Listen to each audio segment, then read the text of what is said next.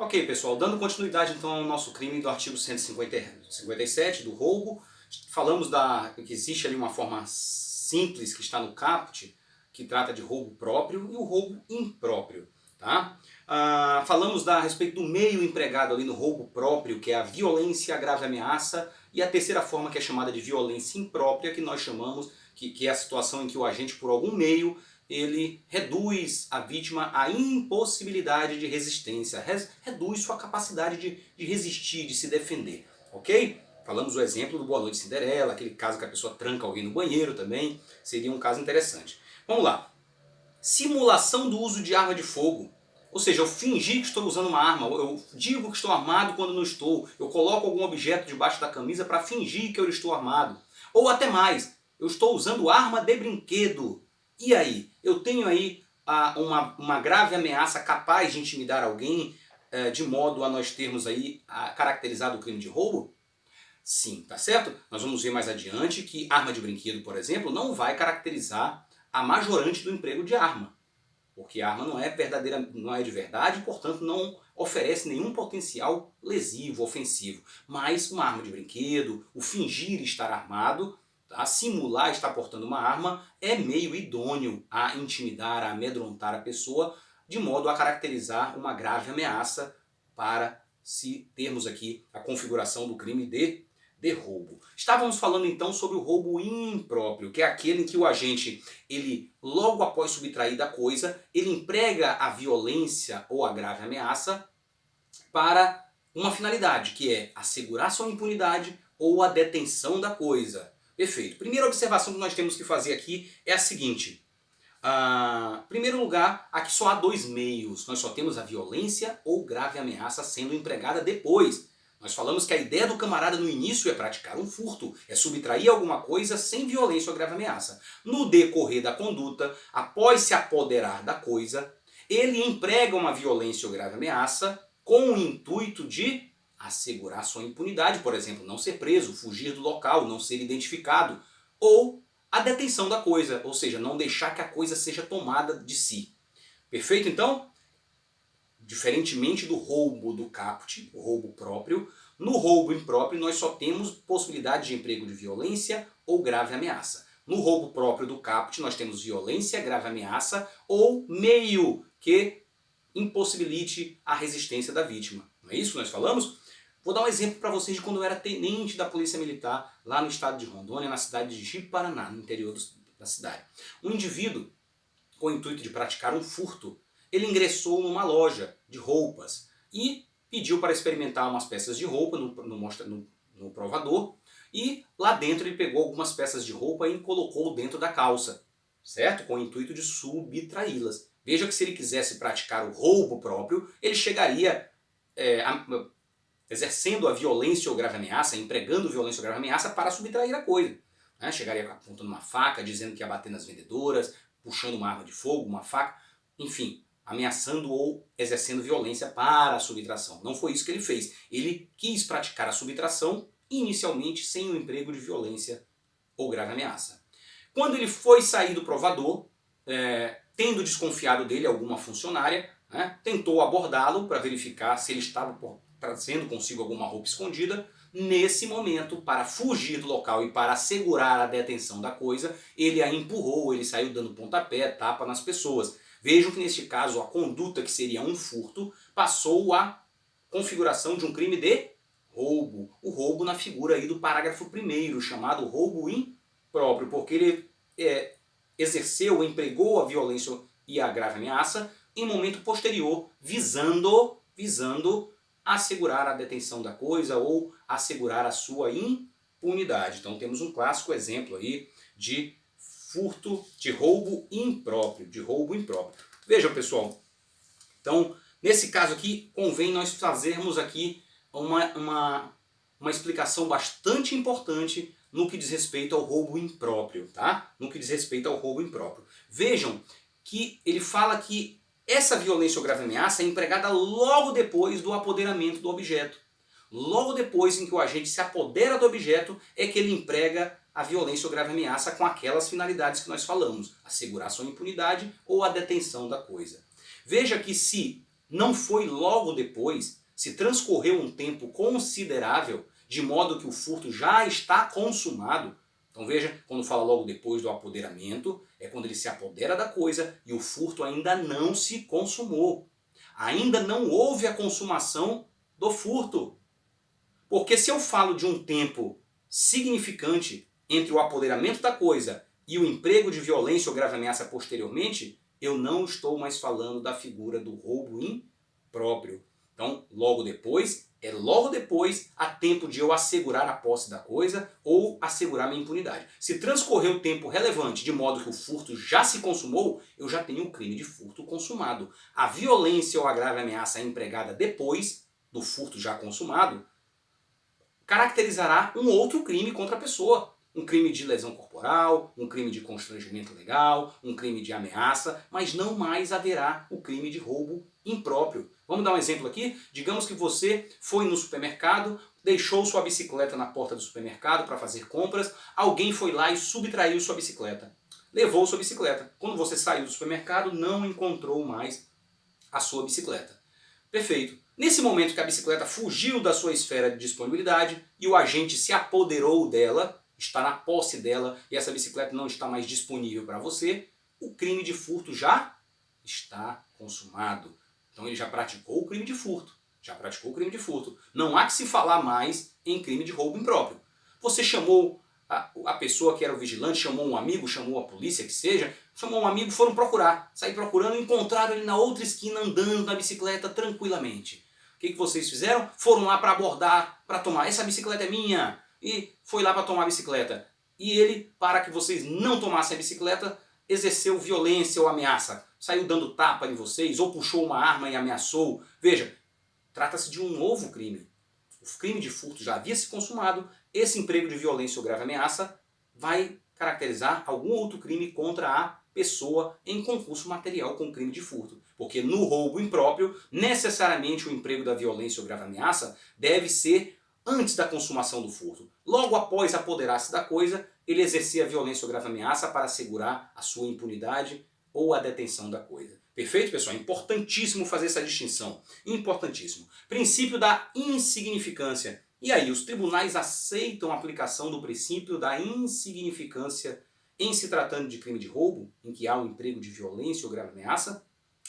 Pessoal, predominantemente não. Os tribunais raramente, é quase que unânime a posição de que não cabe a aplicação do princípio da insignificância no crime de roubo pelos tribunais. Porque o legislador ele abomina a conduta em que há violência ou grave ameaça. Podem ver que toda restrição de direitos, vedação de benefícios no nosso direito penal estão nos crimes em que há o emprego da violência ou grave ameaça. Então, em regra, os tribunais não têm aceito o princípio da insignificância porque não se trata somente do valor da coisa que está sendo subtraída. Se trata de uma reprovação maior em razão da periculosidade do agente que pratica crime cometendo violência ou grave ameaça. Tá bom?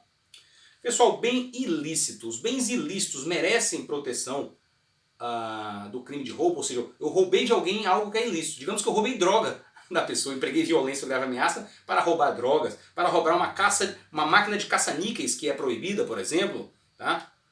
O entendimento da doutrina que é típica, ainda assim há essa proteção ao patrimônio, ainda que esse patrimônio seja um objeto ilícito da vítima. Há aí o crime de...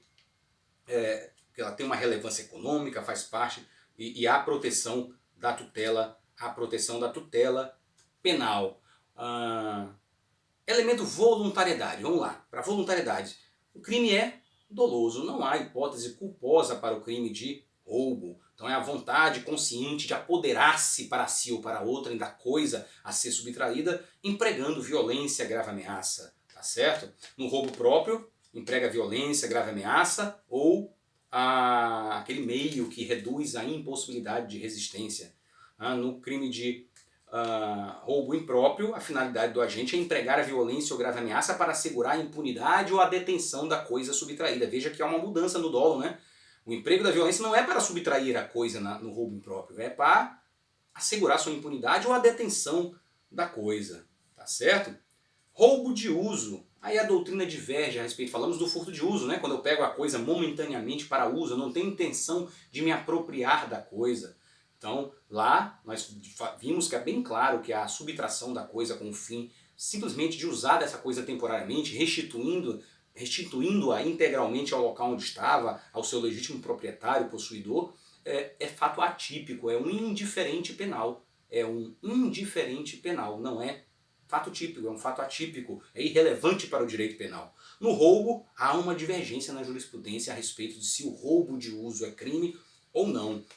Aqueles que defendem que o roubo de uso não é crime, dizem que há, na verdade, ali um crime de... pode haver um crime de constrangimento legal, por exemplo, mas o intuito não é de se apropriar da coisa, se apoderar para si, tá certo? Digamos que eu emprego violência para tomar o carro de alguém para alguma finalidade que não é me apropriar do carro. Eu exerço violência ou grave ameaça e pego o carro dele para perseguir alguém, para fugir, ou seja, alguma finalidade que é lícita. Mas não é intuito meu me apropriar do carro, mas eu empreguei a violência ou grave ameaça. Então eu estou constrangendo aquela pessoa a fazer algo que a lei não manda. Então nesse caso eu estaria cometendo um crime de constrangimento legal, porque o roubo de uso não seria crime. Me parece ser bem acertada e bem coerente esse entendimento, tá?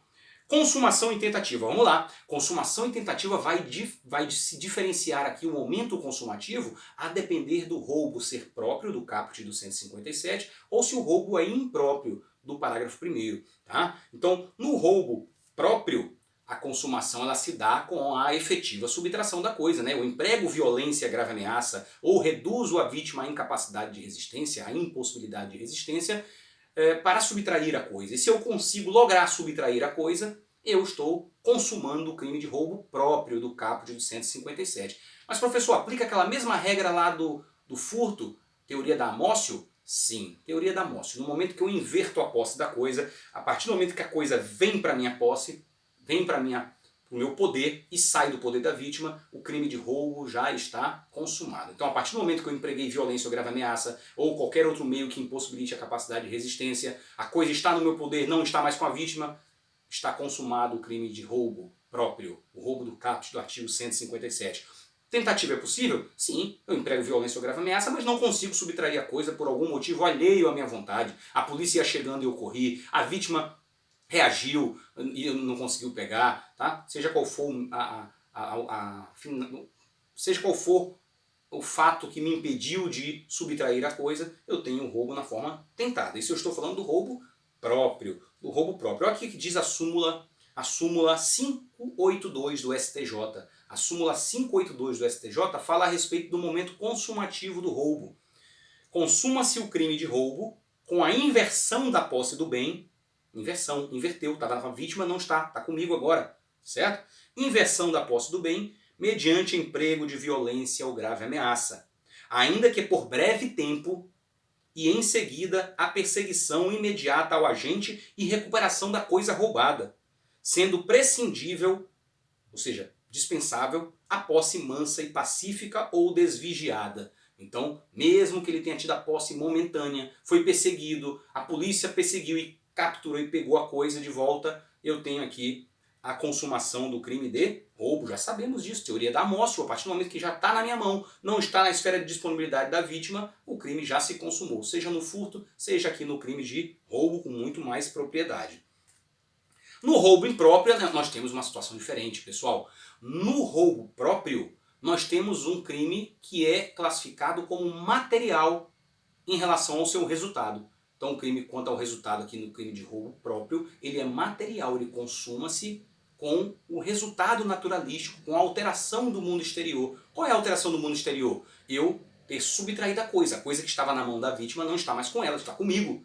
Então há uma alteração externa do mundo exterior, não é isso? Então neste momento da subtração, que é o resultado do crime de roubo, mediante uma subtração com o emprego de violência ou grave ameaça, não é isso? Ou pela violência imprópria. Então, neste caso, o crime é material, de modo que se esse resultado, subtração, não ocorrer, essa inversão da posse da coisa, eu não tenho consumado o crime de roubo na sua forma própria, do caput do 157. Quando tratamos do crime de roubo impróprio, a coisa já muda. Esse crime ele já vai ser formal, ele não vai ser mais material.